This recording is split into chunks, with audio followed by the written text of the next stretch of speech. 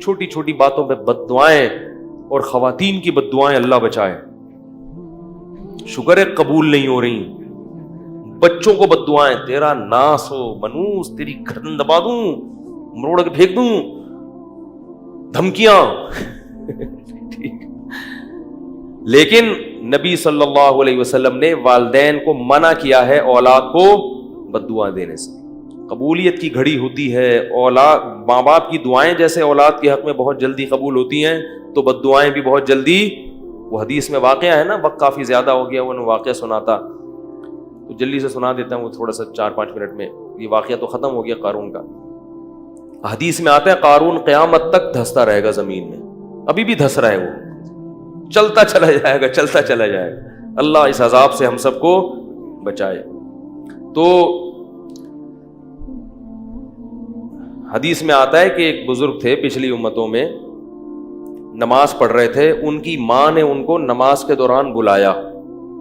وہ پریشان ہو گئے کہ ایک طرف میری نماز ہے اور ایک طرف ماں کا تو پکار کا جواب دینا ہے.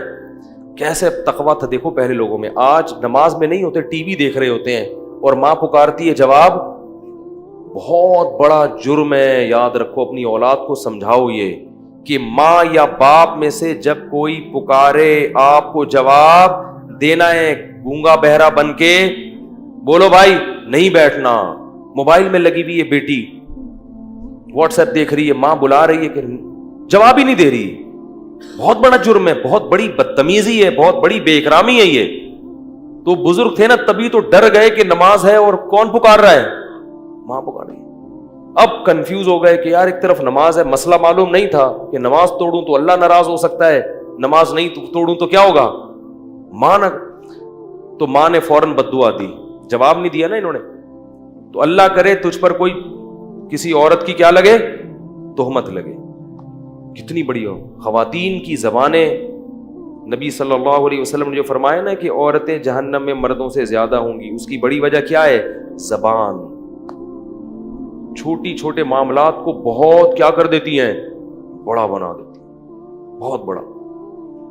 لان تان بہت کرتی ہیں. بار بار کہتا ہوں جو بیان سن رہی ہیں وہ نہیں, ان کے علاوہ بھاگ جائیں گی بھائی, بولیں گے کیا بول رہے ہیں. تو اب کیا ہوا کہ وہ جب بزرگ پہ تہمت لگی ہے, وہ جب بددعا دی انہوں نے, کچھ وقت کے بعد کیا ہوا, ایک عورت کے بچہ پیدا ہوا جو بغیر باپ کے, یعنی زنا سے. اب لوگوں نے اس کو پکڑ لیا, بھائی تیری تو شادی نہیں ہوئی, تجھے بچہ کیسے پیدا ہوا. تو اس نے فوراً تہمت لگا دی اس بزرگ, جھوٹی تہمت. یہ جو صوفی بنا پھرتا ہے نا, ایسے نماز روزے میں لگا ہے ہر وقت, یہ ہے. لوگ میں سینس تو ہے نہیں کہ بھائی کوئی بھی دشمنی میں لگا سکتا ہے, کوئی بھی اپنے اصل مجرم کو بچانے کے لیے بھی کسی پہ کوئی دشمنی نہیں ہوتی, لیکن اصل جو ہے نا اس سے تو دوستی ہے, وہ بچ جائے. ان کو پکڑ کے ان کی عبادت گاہ کو گرا دیا, اور جو ان کو توہین کر سکتے تھے کرے. بیچارے بڑے, ان کو یاد آیا کہ یہ کیا تھا, میری ماں کی بددعا. حدیث میں آتا ہے کہ بچپن میں کوئی بھی نہیں بولتا سوائے 3 بچوں کے, ان میں ایک یہ بھی تھے. جب بہت زیادہ ہو گیا تو اللہ کو ان پہ ترس آیا, تو ماں کی گود میں بچے نے گواہی دی کہ میں اس کا بیٹا نہیں ہوں. پھر ایک شخص کا بتایا کہ وہ ہے جس نے زنا کیا ہے میری ماں کے ساتھ. پھر لوگوں نے اور زیادہ عقیدت میں ہاتھ پاؤں چومنا, اور کہا کہ ہم سونے کا بنا دیں گے آپ کا محل. انہوں نے کہا نہیں, سونے کا نہیں, مجھے مٹی کا ہی بنا دو.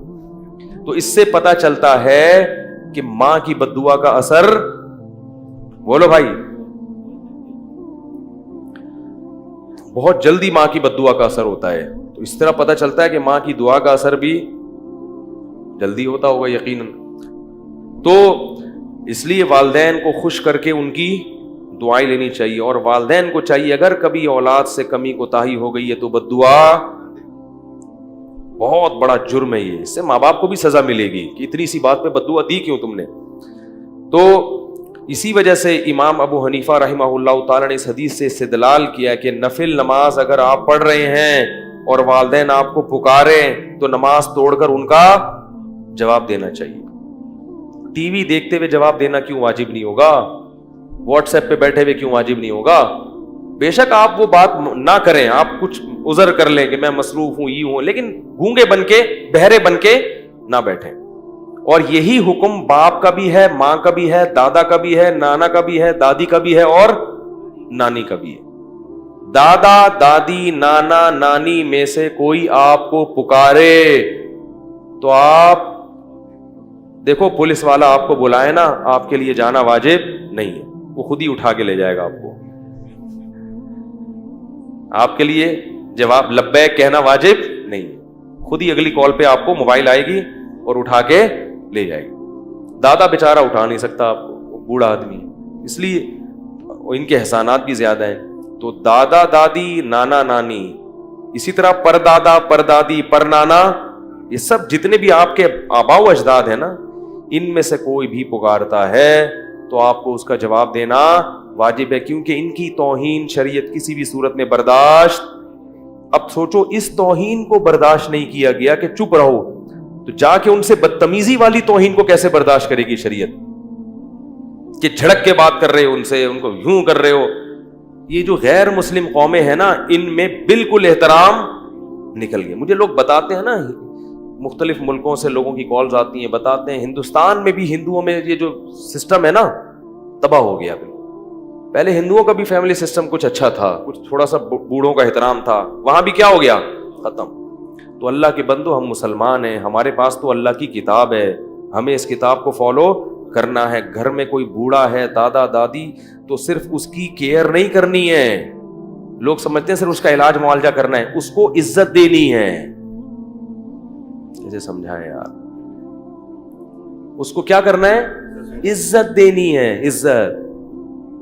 لوگ کرتے ہیں کہ بھائی دادا بیمار ہیں تو چلو ٹھیک ہے, ایک لگا دیا ایک نوکر کے, یار دیکھو ان کا ذرا پیمپر ویمپر چینج کر دیا کرو. اتنا کافی نہیں ہے, اس کو کیا کرنی ہے, عزت دینی. وہ بات کر رہا ہوں تو بیٹھ کے آرام سے سننی ہے, چاہے سمجھ میں آئے نہ آئے.